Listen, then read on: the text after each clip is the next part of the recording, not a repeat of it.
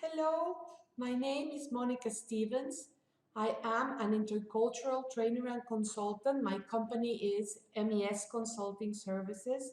And what I do is try to create links between cultures when I deal with people who actually are going to move to another country. Let's say Americans who are moving to England or Japanese people who are moving to Mexico and so forth. And also when people work within a multicultural team. It's extremely important to remember that diversity is here and it's probably going to stay among us. Now, let's start talking a little bit about the United States. Did you know that there are 195 countries in the world and that the United States is the most diverse? For example, US companies have employees who speak over 30 different languages, and some cultural differences affect how we do things, how we view time, how quiet or how talkative we are, and even how we work or how we study. In the last few years, globalization has brought us all together to go on vacation, to do business, or to study abroad. That is why it is so important to understand people from other cultures, to learn how to interact with them, and to enjoy the differences between us. It is important to remember that no culture is better than other, and that we all have different motivations, experiences, and priorities. Knowing that we are all different makes life more interesting and fun. In some countries, dealing with other cultures has been done for years and even centuries. That is the case of Europe, where countries are geographically located side by side, and this has allowed them to trade, to fight, to sign agreements, and to visit one another for thousands of years. Something that can help us understand others is empathy. Have you heard the term? It refers to the ability to put yourself in someone else's place in order to understand how they think, act, and feel. And this is especially useful when dealing with other cultures. So, how can we successfully interact with people from other countries in school or at work? There are a number of ways we can achieve our goal. For example, by being friendly and by showing interest in their language, their history, and even their laws, because even laws can differ from one country to another. Did you know that? I recently came back from Greece, and in order to travel more effectively, I learned a few phrases in Greek. Of course, I don't speak the language, but I tried my best to learn how to say thank you, how much is this, even where is the toilet, things like that. And in one of the shops, a man got very, very happy to hear me saying something because he said that just the fact that I was making an effort to say something in their language showed respect, and the service they gave us at the shop and the smiles that we saw showed that the people were getting very, very happy to see that we were actually trying to understand and respect the culture. And this is just one example. Two or three phrases in another language go a long way. Now, another way that we can achieve the goal of getting along better with other cultures is by realizing that different does not mean less capable or less intelligent. Usually, people who have an accent is simply an indication that this person speaks more than one language, and this is something worth remembering. Also, another way that we can get along with people from other cultures is by finding points in common. We all have something to share. Learning that we share some of the same holidays, for example, how many countries celebrate Christmas, how many countries celebrate Mother's Day, or even the same foods, how many countries like to eat, for example, tortillas, how many countries like to eat the same type of dishes, you know, and that we even have the same shops and restaurants. You can have McDonald's in many other countries. You can find TGIF in many countries. It's amazing. You places where you don't expect to find things that are truly American surprise us sometimes. By asking questions or finding out something about other cultures, for example, did you know that the color television was invented by a Mexican engineer in Mexico in 1940? Or that the first ATM was invented in England in 1967? Or that board games such as chess were invented in India in the 6th century? If you like chocolate, let me tell you that the cocoa bean used to produce chocolate came from the ancient Mayans in Mexico approximately 2,000 years ago. However, chocolate bars were invented in England in 1847. When you show that you know something about the other person's culture or history, you make that person welcome in this country, and you yourself look much better informed. You are worthy of admiration by people from other countries when they realize that you actually know something about their country, or that you have taken the trouble to find out something about them. It makes them feel important, and the relationship from then on goes more smoothly. When we deal with people from other cultures, there are certain specific differences that we must be aware of. There are studies that describe what the main differences between cultures are. The studies published by Dutch scientist Gert Hofstede and American anthropologist Edward T. Hall show us how people behave and react depending on where they are from. The first of these dimensions is the uncertainty avoidance index. What is this? Well, this refers to how willing people are to say no openly.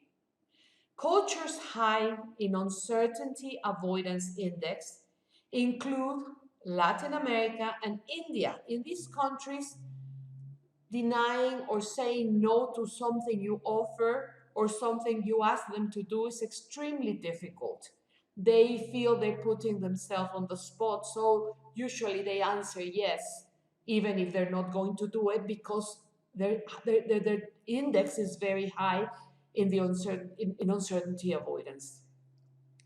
So people from these cultures tend to place emotion over logic, and they become very suspicious of situations that they don't know well. The US in general is very low in the dimension of uncertainty avoidance, except when they travel abroad.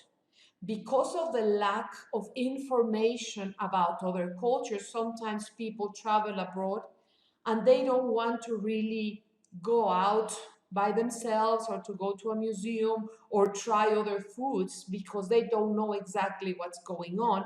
That is, if we go back to what we said at the beginning, why it is so important to learn something about other cultures. Now, another dimension from Dr. Hofstede and Dr. Hall are individualism versus collectivism. Families in some cultures are extremely close together. This is the case, for example, of Korea, China, Japan, and of course, Latin America. So these are called collective societies. On the other hand, the United States, Great Britain, Canada, Switzerland, and Belgium are what we call individualistic societies, where the needs of one person supersedes the needs of the family or the group. These are cultures where people are very individualistic. They separate very early from their families, whereas in India and Latin America, families stay together for many, many years. Individualistic societies produce people who are independent and autonomous. What does this mean? They make decisions by themselves without having to submit to the approval by a group or by their family. In fact, in the United States, we have the most individualistic society in the world. We mostly all say I and not we when we make a decision or do something. If you notice somebody asks at a meeting, can you do this? I say, I promise, I offer, I agree. In other cultures like Japan, they're going to say, we are going to talk about it and we will let you know what we're thinking. There was a case of an interview with an engineer from Latin America, and during the interview, the American interviewer asked him, so what part of this project were you in charge of? And this engineer who was speaking now in English said, we did this and that. So the American interviewer again said, no, no, no. What were you personally in charge of? And again, this engineer answered, as I was telling you, we did this, we did that. So he wasn't hired. What was the problem there? Okay, this was a cultural issue. This engineer is not used to saying, I did this, I did that, because to him that sounded extremely individualistic, presumptuous, and he thought that he should politely say we out of respect for the other people in the company. On the other hand, the interviewer, who is from the United States, the most individualistic society in the world, assumed that he had done nothing by himself and that he needed to consult or that he needed to be able to receive orders from others. So it didn't work out. So just bear that in mind. Another measure, another index that is extremely interesting is the high context versus low context cultures.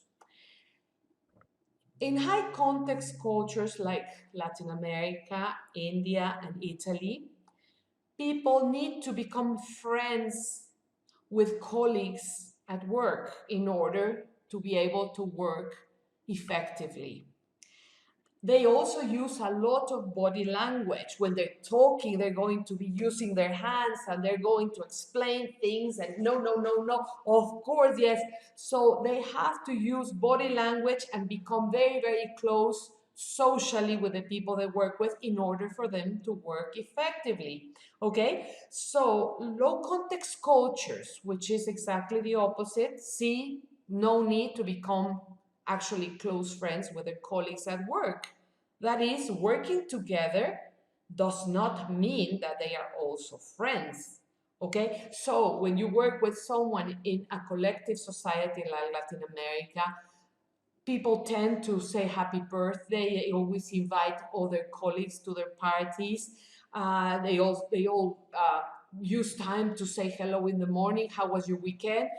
In the individualistic societies and the high and low context societies, which there's very little body language and they don't have to become friends, they simply say good morning, they go to work and then they leave, and you can be hearing people in these societies organizing a party and you will not expect them to invite you because being a colleague doesn't mean that they're your friends. And that is something that we need to remember because it causes a lot of aggravation. The high context culture employee is going to feel alienated and is going to feel that the other person doesn't like him, and that's not the case. You know, the low context employee is going to think, well, you're my, this person's my colleague. That doesn't mean we're friends. So you be very careful with that, okay? Communication with low context cultures like the United States, like England, like Germany, is usually very straightforward and clear. So when the two groups interact, Low context culture people find it extremely difficult to read that which the high context culture people are trying to express because of the involvement of body language. If they say, for example, a low context person says, are you okay with the solution that we offered? And the high context culture goes, yeah. I mean, they're hearing, yes, but the body language is telling them, no, I don't think so. I'm not in agreement with this. So it's very difficult for low context culture people to read the body language of the high context culture people. So that is something that must be taken into account when you are trying to communicate with people from a very different culture, as in this case, okay? All right, and so the next one that is, this one, I like this one because I've had problems with this one myself. You know, when you have polychronic versus monochronic societies. Okay, a polychronic society is a society where time is irrelevant. There is absolutely no need to rush. Why do you want me to come on time? Please stay longer. Time is completely irrelevant. That is the case, for example, of Italy, Ireland, Latin America, the Arabic countries. And then you have the monochronic societies where time is money, time is of the essence, time is respecting others. You must never be late. You must never stay late. If you say something is going to be done by one, it better be done by one. Whereas the previous example I gave you, the polychronic cultures, if you want to have something ready, you're going to have to ask several times because to them, 1 o'clock is going to be the same as 2, 3, or tomorrow. There is actually a very interesting word in Spanish, in Mexican Spanish, called ahorita. This ahorita, which actually should mean now, means in a moment, in an hour, tomorrow, never. So you have to be extremely careful with that. Now, what is the situation in the United States? Well, time is extremely important in the United States, in Germany, and in the UK. So people are always on time. Okay, these monochronic cultures have time that is exact, limited, precious, extremely important, and therefore it should not be wasted. In Latin America, India, Spain, and Saudi Arabia, all polychronic cultures, time is not so important and people are less punctual. They arrive late and they stay late as well. In these polychronic cultures, people work more by objectives than based on a timeline.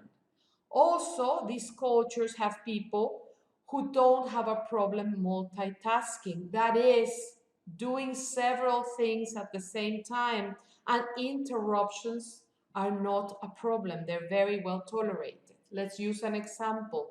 You go to a shop in the United States or in Germany or in England, and the shop assistant is already talking to one of the clients, one of the customers. You ask a question and they are going to either ignore you or feel extremely offended. Why? Because you're interrupting what they're doing with the other customer. If you do that exactly the same in Latin America or any polychronic culture, the shop assistant will take a second to turn around, give you an answer, and carry on talking to the customer. The customer, if the customer is from the same culture as the shop assistant, will also take the interruption well and will not take offense or be angry. That is a huge difference, okay? Now, let us use an example of polychronic, collective, high context cultures like Latin America, Italy, Greece, Africa, the Arabic countries, China, India, and Pakistan. Let's talk a little bit about who they are. Well, they are the largest group in the world. They amount to 3.7 billion people, more than half the world population.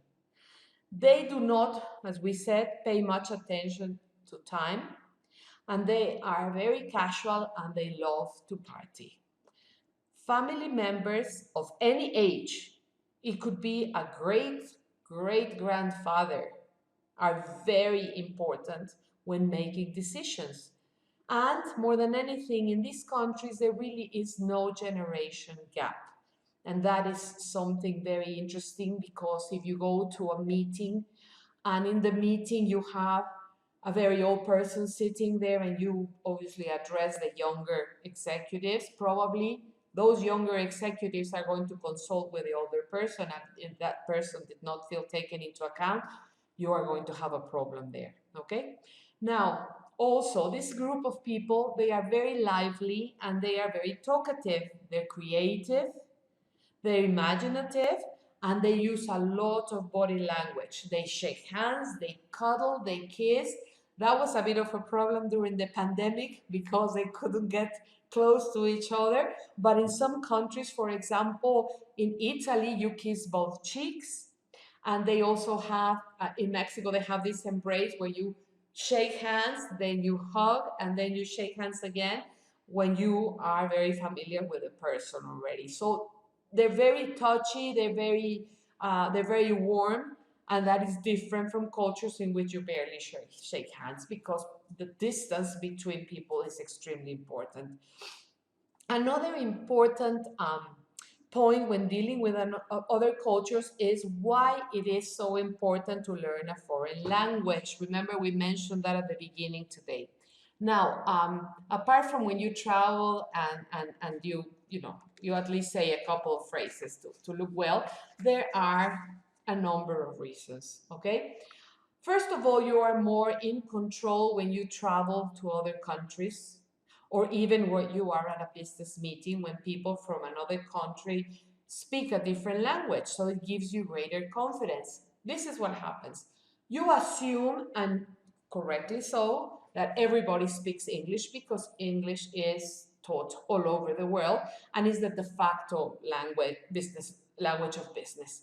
But if you go to any country where English is not their native language, eventually they will revert to their own language to explain something or to agree on something. So you will be left out in the cold. When you are able to speak the local language, you will be able to understand what they are talking about. So it's very important for you to be in control, especially when you are at a meeting. You don't want people talking, and it happens always. Somebody didn't understand something, or somebody wants to clarify a point really fast, they turn around and revert to their own language. When you also speak that language, you do not lose anything at the meeting. So it's extremely important to be able to speak something, something else. Now, you can also learn more about the other culture because there are phrases that are just, prevalent in other cultures that are difficult to translate. So when you're able to speak something, then it's very convenient for you to feel more at ease and more accepted and more at home when you speak a little bit of the other language or the place where you are. You are not dependent on whether they want to translate for you or how well or how much they're willing to do it. So you're not depending on whereas somebody else is going to translate for you. You yourself can control understanding or not. Now, also something that is even more important, your image improves before the other culture. People from other cultures like it very much when you try to speak their language. So you make friends more easily. Remember, we were talking about cultures where a colleague or a business acquaintance becomes a friend.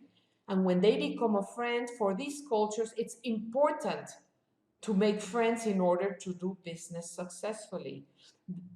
some of these cultures, if they don't feel you are their friend, they are not going to trust you. In fact, in some cultures, uh, you try to establish a business relationship, which you can do online now with all this modern technology, and they will not accept that. Why don't we get together? Why don't you come and visit? We'd love to take you to try our foods, and we'd love to show you, all our city. They want to look at you in the eye personally in order for them to trust you. So if you add to that the fact that you speak some other language, you really have a great advantage when you're trying to do business, okay? And you don't have to be totally fluent, but even a few words go a long way, okay? And the most important reason to learn a foreign language, believe it or not, learning a foreign language improves your memory skills. So there is no downside to actually learning a foreign language. Now, I hope you're enjoying this presentation. I know it's not very long, but I think it has enough content for you to think about the advantages of understanding other cultures, considering the fact that it might be good to learn a foreign language, reading a little about another culture. Maybe you have people in your classroom or executives who work with you who are from somewhere else, and now you'll be thinking, oh, so that's why he or she does this. I never thought about it. So it's a great way to understand and get along better, both at school and in an office. So finally, so how would you like to be a global leader when you grow up? And I'm talking now to the students who are watching this presentation. And who can be a global leader in today's global economy? Well, anyone who understands and accepts that people from other cultures, religions, and ethnicities can effectively work with colleagues from other cultures for the common good of their organization or their school. A global leader is anyone who learns and cares about what is happening in the world. Remember, watching the news from other places is very, very convenient, because when you're with people, you can actually say, oh, by the way, I read that there was a tsunami here. Oh, by the way, I heard that you just have a new prime minister. When people realize they are taken into account, and I think that goes for any type of culture, not just the high context societies. Everybody wants to feel that they are important to you in a personal manner, even if they're not from a high context society. The fact that you know a little bit about their culture goes a long way. So someone who is willing to become well informed on international issues in order to make the right decisions is somebody who is going to be better prepared to do business or to get along with people from other cultures. Okay, so well, I want to thank you for your time. I hope you enjoyed this presentation. If you have any questions, I'm sure you'll be able to get to get my email, or I'll give it to you as stevenscrosscultural@yahoo.com. If you ever have any questions or concerns, feel free to send me a message. Just on the subject line, put Global Trade Mission, and then you tell me what you want to find out, and I'll be more than glad to help you. And thank you so much. Enjoy the rest of your probably this afternoon. I'm sorry I'm recording this from outside. Okay, you take care. Bye-bye.